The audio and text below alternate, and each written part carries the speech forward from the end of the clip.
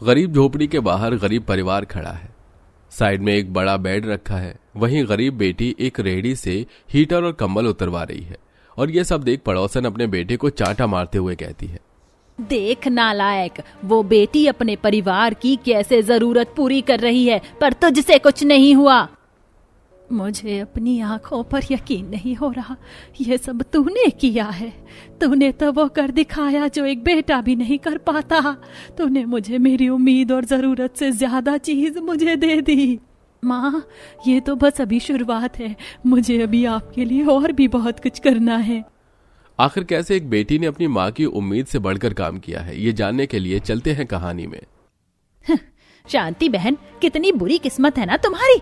इतनी ठंड में तुम्हें एक बेड भी नसीब नहीं है। ठंड की वजह से तबीयत खराब है, खांस खांस के सांस फूल रही है तुम्हारी, फिर भी नीचे जमीन पर फटा कंबल लेकर बैठी हो। ऐसा नहीं है बहन, मैं ठीक हूँ। कहाँ ठीक हो? अगर आज तुम्हारे घर में एक बेटा होता तो तुम्हारी ये हालत ना होती। इसीलिए कहते हैं एक बेटे का होना बहुत जरूरी है, वही अच्छे से घर की जिम्मेदारियों को संभाल सकता है, बेटियां कुछ नहीं कर सकती। अर्चना शांति को ताने देकर वहां से चली जाती है, पर यह बात सुनकर निधि और रिया को बहुत बुरा लगता है। अब इसी तरह कुछ दिन बीत जाते हैं और एक रात निधि जमीन पर बैठकर ठंड से कांपते हुए पढ़ाई कर रही थी। दीदी, तुम पढ़ाई कर रही हो? पढ़ाई कर लो, खाना मैं बना दूंगी। इतना बोलकर रिया खाना बनाने बैठती है। तभी बाहर से कांपते हुए हरिया जैसे ही अंदर जाने लगता है, तभी हरिया को देख अर्चना ताने देना शुरू कर देती है और शांति भी बाहर आ जाती है। अरे हरिया भैया, इतनी ही ठंड लग रही है तो एक हीटर ले आओ। देखो, मैं तो ठंड से बचने के लिए एक हीटर ले आई। माँ, अंदर चलो ना, ठंड लग रही है। अर्चना बहन की किस्मत अच्छी है, पति कमाता है, बेटा भी पढ़ाई कर रहा है, बहुत जल्द नौकरी लग जाएगी। कुछ दिनों बाद उसकी हालत और बेहतर हो जाएगी। आज उसके घर में हीटर आया है, कल को कुछ और महंगी चीज आएगी और हम गरीब एक कंबल तक नहीं खरीद पाएंगे। अरे शांति, हम गरीब नीचे जमीन पर फटा कंबल ओढ़ कर सो रहे हैं, हमारे लिए यही बड़ी बात है। मेरे माता पिता कितनी मेहनत करते हैं और मैं उनके लिए कुछ नहीं कर पा रही। पिछले 3-4 सालों से बस कलेक्टर की सरकारी नौकरी की तैयारी कर रही हूँ। अगर इस बार भी मैं कुछ नहीं कर पाई तो दोबारा से एग्जाम अटेम्प्ट नहीं कर पाऊंगी, मुझे और मेहनत करनी होगी। अपने घर वालों की ऐसी मजबूरी देखकर निधि और मेहनत करने लगती है। जब पूरा परिवार सो जाता है तो निधि मोमबत्ती जलाकर ठंड में कांपती हुई पढ़ाई करती है। अब इसी तरह कुछ दिन बीत जाते हैं और एक रात पूरा परिवार फटा कंबल ओढ़कर सो रहा होता है। तो कंबल छोटा पड़ने की वजह से कभी रिया तो कभी निधि कंबल को खींच रही होती है, जिस वजह से फटे हुए कंबल के 2 टुकड़े हो जाते हैं। हे भगवान, इस ठंड से बचने के लिए एक ही कंबल था और इसके भी 2 टुकड़े हो गए। माँ पापा, हमें माफ कर दो, हमारी वजह से कंबल के 2 टुकड़े हो गए। अब हम इस ठंड में क्या ओढ़ेंगे? बेटा, तुम दोनों दुखी मत हो, मैं कल सुबह इस कंबल पर कुछ बोरे चिपका कर सिल दूंगी। इससे कंबल भी बड़ी हो जाएगी और हमें ठंड भी कम लगेगी। अगर आज मैं कलेक्टर बन गई होती तो हमें ये दिन ना देखने पड़ते। अब कंबल के आधे टुकड़े में रिया और निधि सोती है तो वहीं आधे टुकड़े में शांति और हरिया। इस तरह अगले दिन रिया अपनी माँ को कुछ बोरे लाकर देती है, जिसकी मदद से शांति अपना फटा हुआ कंबल सिलती है। माँ, खिड़की दरवाजे बंद कर लेना, बाहर बहुत ठंड है, मैं बच्चों को ट्यूशन पढ़ाने जा रही हूँ। निधि बेटा, इन सब की क्या जरूरत है? बाहर इतनी ठंड है और तू बाहर जा रही है। माँ, इन सब की बहुत जरूरत है। दीदी तुम आराम से जाओ, घर के काम मैं संभाल लूंगी और माँ की देखभाल भी कर लूंगी। क्योंकि निधि घर की बड़ी बेटी थी, इसलिए उसके कंधों पर जिम्मेदारी भी ज्यादा थी। निधि अब ठंड में कांपती हुई ट्यूशन पढ़ाने के लिए जाती है और जब वहां से आ रही होती है तो वो देखती है कि अर्पित अपने कुछ दोस्तों के साथ कैंटीन के बाहर खड़े होकर मजे कर रहा है। माँ को बेवकूफ बनाना कितना आसान है। ट्यूशन के नाम पर पैसे ले लिए और आराम से यहाँ पार्टी कर रहा हूँ। अब अर्पित के घर वाले इस पर कितना पैसा खर्चा कर रहे हैं और एक इसे देखो, कोचिंग ना जाकर यहाँ दोस्तों के साथ गप्पे मार रहा है और एक मुझे अपनी पढ़ाई के लिए कितनी मेहनत करनी पड़ रही है। पर फिर भी लोग लड़कों से ही उम्मीद रखते हैं। पता नहीं कैसी सोच है लोगों की। ये देख निधि उदास होकर घर आती है, जहां वो देखती है कि ठंडे पानी से बर्तन और कपड़े धोने की वजह से रिया के हाथ बिल्कुल ठंडे पड़ चुके हैं और अब उससे ठंड के मारे सब्जियां भी नहीं काटी जा रही। क्या हुआ रिया, तो इतनी कांप क्यों रही है? दीदी, इस ठंड में काम करके मेरे हाथ पैर जाम हो गए हैं। आप चूल्हा जला दो ताकि मैं थोड़ा हाथ ताप कर काम कर सकूं। आज घर में हीटर होता तो तेरी ये हालत ना होती। निधि जल्दी से चूल्हा जलाती है और रिया अपने हाथ तापती है, जिसके बाद उसे थोड़ी सी राहत मिलती है और निधि पढ़ाई करती है। कुछ देर बाद जब अर्पित अपने घर आता है तो अर्पित की माँ घर के बाहर खड़ी होकर जोर जोर से अपने बेटे से कहती है, आ गया मेरा बेटा कोचिंग से। बाहर कितनी ठंड हो रही है, फिर भी मेरा बेटा कितनी मेहनत कर रहा है। मुझे अपने बेटे पर गर्व है। एक दिन तू मेरा नाम रोशन करेगा। अंदर आ जा और अपने मखमली बेड पर अपने मुलायम कंबल में बैठ जा। मैं हीटर चला देती हूँ, तेरे लिए खाना लगा देती हूँ। आंटी को अपने बेटे पर कितना विश्वास है, पर वो नाम डुबो रहा है उनका। पर मुझे अपने बारे में सोचना है। अगर मेरी नौकरी नहीं लगी तो मेरे पीछे मेरी बहन का क्या होगा। मुझे अब और मेहनत करनी होगी ताकि इस साल मेरी नौकरी लग सके। निधि अर्चना की बातों को इग्नोर कर चुपचाप से अपनी पढ़ाई करने के लिए बैठ जाती है और इस तरह वो 24 घंटे में से 14 से 15 घंटे तक पढ़ाई करती है और बाकी के बचे हुए टाइम में घर के काम, बच्चों को ट्यूशन पढ़ाना जैसे काम करती है। समय यूं ही गुजरता है और इस बार निधि की जिला कलेक्टर की सरकारी नौकरी लग जाती है। जब इस बारे में गांव वालों को पता चलता है तो वो सभी निधि को बधाई देने फूलों की माला लेकर उसके घर आते हैं। आहा, निधि बेटा, सिर्फ तुमने अपने माता पिता का नहीं बल्कि पूरे गांव का नाम रोशन कर दिया। तुम गांव की पहली लड़की हो जिसकी सरकारी नौकरी लगी है। अरे सरपंच भैया, मुझे तो अपनी निधि पर भरोसा था पूरा। आखिर लड़की पूरे दिन रात पढ़ाई जो करती रहती थी। हम सबको ठंड लगती थी, पर मजाल है कि ये ठंड में हार मान सके। इसके घर में ना बेड है, ना कंबल, ना हीटर है और ना कभी इसने कोई क्लास ली, पर फिर भी देखो सरकारी नौकरी लग गई निधि की। अरे हमें तो विश्वास ही नहीं हो रहा, हमारी बेटी कलेक्टर बन गई है। अब तो मैं भी दीदी की तरह दिन रात पढ़ाई करूंगी। सरकारी नौकरी लगने से निधि और उसका पूरा परिवार बहुत खुश होता है। समय यूं ही गुजरता है और 1 महीना बीत जाता है और निधि अपनी पहली सैलरी से अपने घर में नया बेड, कंबल और हीटर लेकर आती है, जिसे देख पूरा परिवार इमोशनल हो जाता है। उस रात को पूरा परिवार अपने नए बेड पर कंबल ओढ़कर हीटर चलाकर बैठते हैं। नया कंबल, नया बेड और हीटर के सामने कितना अच्छा लग रहा है ना। कितनी गर्माहट मिल रही है। मेरी बेटी ने तो वो कर दिखाया जो इस गांव के बेटे भी नहीं कर पाए। पर निधि, इन सब की क्या जरूरत थी? हम तो बिना हीटर के भी ठंड गुजार लेते हैं। कैसे जरूरत नहीं थी माँ? आप इतनी बीमार हो फिर भी ठंड में जमीन पर सोती हो, और आप देखो अभी तो मैं आपके लिए घर भी बनवाऊंगी, आपके सारे सपने पूरे करूंगी। हाँ बेटा, हमें तुझ पर पूरा भरोसा है और तूने आज हमारे साथ पूरे गांव का भी नाम रोशन किया है। हमें तो अपनी बेटी पर गर्व है।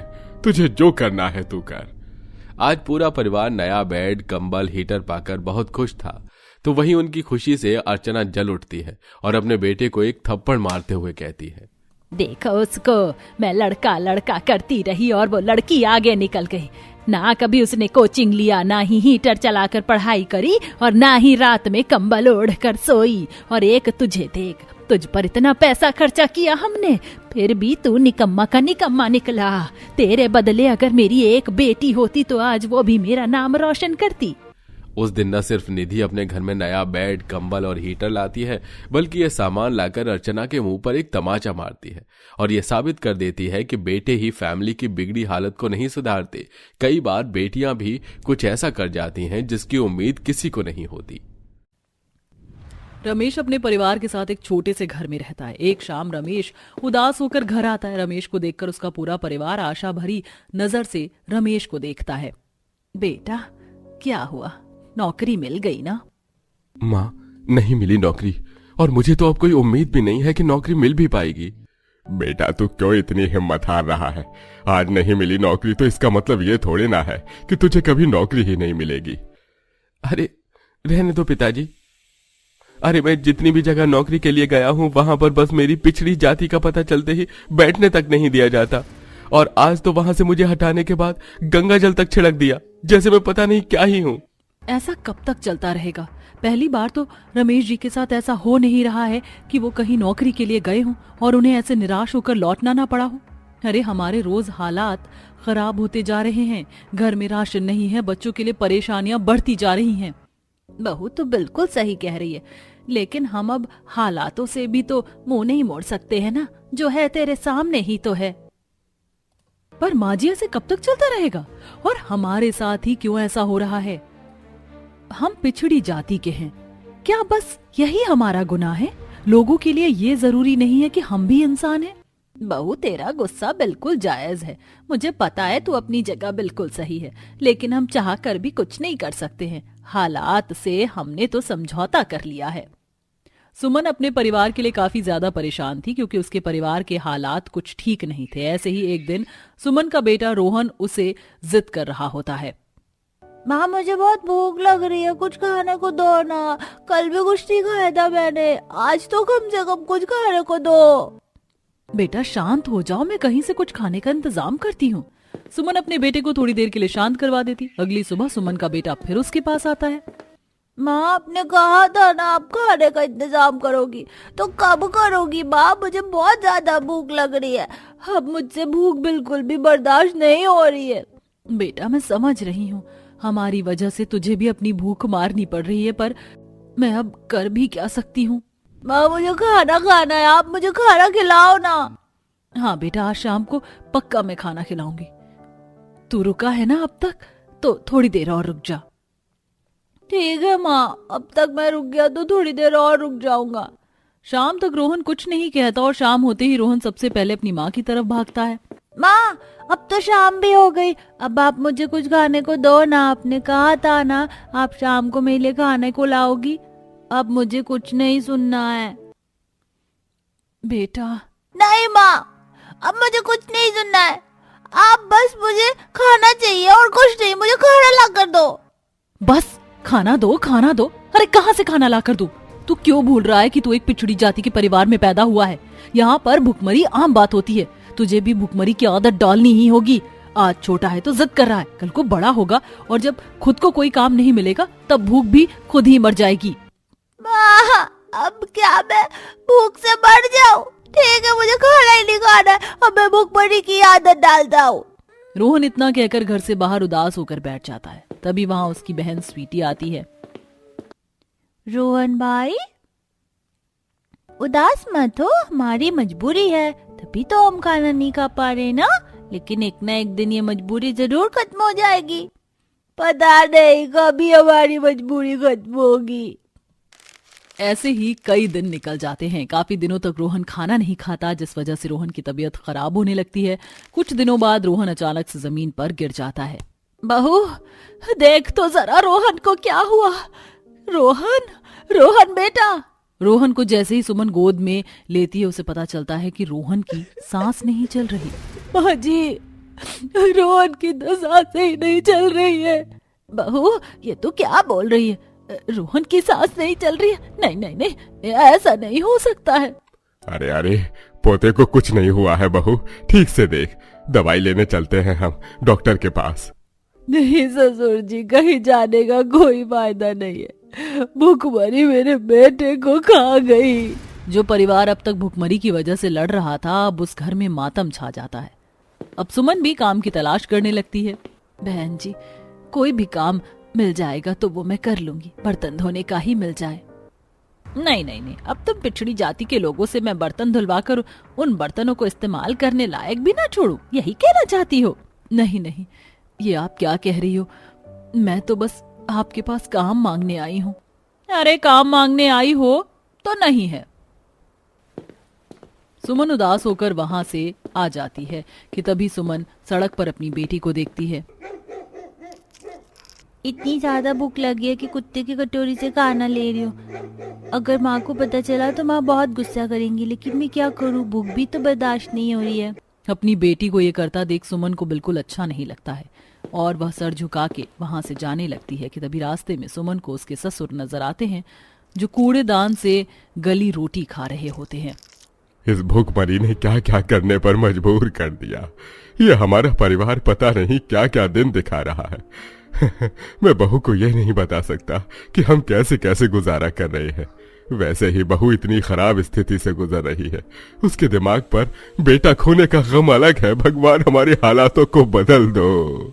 अपने परिवार की ऐसी बुरी हालत सुमन से बिल्कुल बर्दाश्त नहीं हो रही थी। अब बस बहुत हो गया। इस भूखमरी को मेरे परिवार ने बहुत सह लिया। मुझे कहीं काम मिलने से रहा। सही कहते थे रमेश जी कि कहीं भी काम मांगने जाऊंगा या फिर कोई काम के लिए मैं उम्मीद भी रखूंगा तो पिछड़ी जाति का होने की वजह से मुझे काम ही नहीं मिलेगा। इसीलिए मैं अब काम की आशा में अपने परिवार को भूखमरी के पीछे मरता नहीं देख सकती। एक बेटे को वैसे ही खो चुकी हूँ, अपने परिवार के किसी दूसरे सदस्य को खोता हुआ देख लिया तो मैं कभी खुद को माफ नहीं कर पाऊंगी। सुमन अगली सुबह 3 बजे ही उठती है और चुपके से खेत में जाती है। वहां से हरी सब्जियां तोड़ने लगती है। अब मुझे अपने परिवार की भूखमरी को दूर करने के लिए चोरी करनी पड़ी तो मैं चोरी भी करूंगी। मुझे अब कोई शर्म नहीं है। सुमन हरी सब्जियां तोड़कर दिन के समय बेचने के लिए गांव के बाहर वाली सड़क पर जाती है। हरी हरी ताजी ताजी सब्जियां ले लो, बिल्कुल फ्रेश फ्रेश सब्जियां ले लो। अरे तो काफी फ्रेश सब्जियां हैं, ऐसा लग रहा है कि आज ही तोड़कर ला रही हो। और नहीं तो क्या, आज ही खेतों से तोड़कर ला रही हूँ, बहुत फ्रेश है। बताओ आपको सब्जियां दे दूं? हाँ बिल्कुल, ऐसी फ्रेश सब्जियां हर रोज थोड़ी ना मिलती हैं। ये घिया 1 किलो दे देना और हाँ ये पालक भी 1 किलो देना और धनिया तो इसके साथ दे ही देना। ठीक है, बिल्कुल दे देती हूँ। इस तरह सुमन अब हर रोज खेत से हरी सब्जियां चोरी चुपके तोड़ती और दिन के समय गांव के बाहर वाली सड़क पर बेचने चली जाती है और इसी के साथ कुछ पैसे भी कमाती है। आ जाओ खाना खा लो, आज सबके लिए कढ़ी चावल बनाया है। बहू हम भुखमरी में जी रहे थे लेकिन तू हम सबके लिए खाना कहाँ से ला रही है? माँ जी, भुखमरी की वजह से मैंने अपना बेटा खोया है। अब मैं भुखमरी में और किसी को नहीं खो सकती। भुखमरी की वजह से मुझे अब ये बात समझ आ गई कि हमें खुद को जिंदा रखने के लिए थोड़ा कष्ट तो देना ही पड़ेगा ना। मैं जो टाइम से नहीं कर पाया वो तुम कैसे कर रही हो? मैं तुम्हारी तारीफ करना चाहता हूँ पर मुझे समझ में नहीं आ रहा कि जिस पिछड़ी जाति की वजह से हम भूखमरी में मर रहे थे तुमने उसको ही झुठला दिया। मैंने बस अपने बेटे की मौत से सबक लिया है और जब तक हम ही किसी बंदिश को तोड़ेंगे नहीं तो हम कैसे किसी दूसरे पर दोष लगा सकते हैं। गुजरते वक्त के साथ अब परिवार की हालत भी सुधरने लगते हैं और सुमन अब अपने ही घर के बाहर सब्जियां उगाने लगती है और उन्हीं सब्जियों को अब सड़क के बाहर बेचती है जिससे उसे पैसे अच्छे खासे मिलने लगे थे। सच्ची है, जब तक हम खुद की मदद नहीं करेंगे तब तक कोई हमारी मदद नहीं करेगा। कल तक हमारे पास 1 रुपया भी नहीं था तो सबने हमें पिछड़ी जाति को कहा, लेकिन आज हमारे पास थोड़े से पैसे क्या आ गए, लोग कम से कम हमें जोड़ने तो लगे हैं। अपने बेटे को तो बचा नहीं पाए लेकिन अब मैं भुखमरी को कभी अपनी जिंदगी में वापस आने नहीं दूंगी।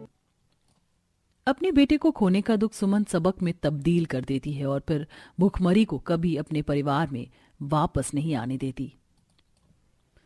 देखा दोस्तों, सुमन ने जो कहा था वो सच है। पिछड़ी जाति जैसी चीज कुछ नहीं होती है। अगर तुम पर कोई तोहमत लगाता है तो उस तोहमत को तुम्हें ही हटाना होगा। जब तक तुम अपने लिए खड़े नहीं होगे कोई भी तुम्हारा साथ नहीं देगा। तो कैसी लगी आपको हमारी ये भुखमरी की कहानी? कमेंट बॉक्स में कमेंट करके जरूर बताइएगा।